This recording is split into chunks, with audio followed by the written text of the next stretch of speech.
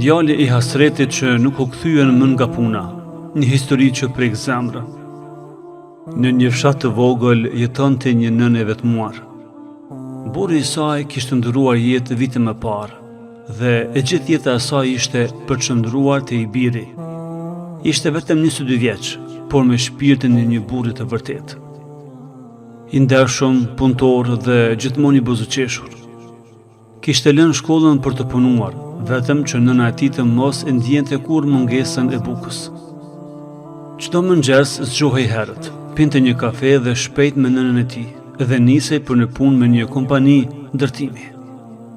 Kishte ëndra të mëdha, të ndërtonte një shtëpi të re për nanën, ta dërgonte një ditë për haxh, një ditë të krijonte një familje të shëndosh. Por jeta nganjëherë na ndryshon rrugët, ne nuk jemi ata që e dim të ardhmen. Një ditë e zakonshme pune u kthye në një tragjedi që tronditi gjithë fshatin. Një aksident në vendin e punës, një pjesë e skelës ra pa pritur. Liridoni u zu poshtë, shokët e punës vrapuan, ambulanca erdhi me shpejtësi, por ishte tepër vonë. Lajmi mbërritje në fshat si rufe. Nëna e tij po gatuan të drekën e tij ku një makinë ndaloi para portës.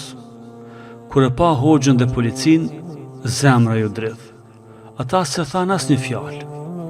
Vetëm I dhan lajmin që asnjë nën nuk do të duhet të dëgjonte kurrë. Djali yt ka ndruar jetë. E gjithë lagja u mblodh. E çara nënës nuk pushoi për ditë të tëra.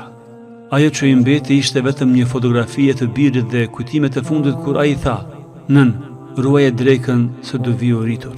Por ai nuk erdhi më. Sot, në vendin ku punonte djali, ka një tabelë që shkruan: "Në kujtim të një djali punëtor që ra duke ndërtuar ëndrat për nënën e tij."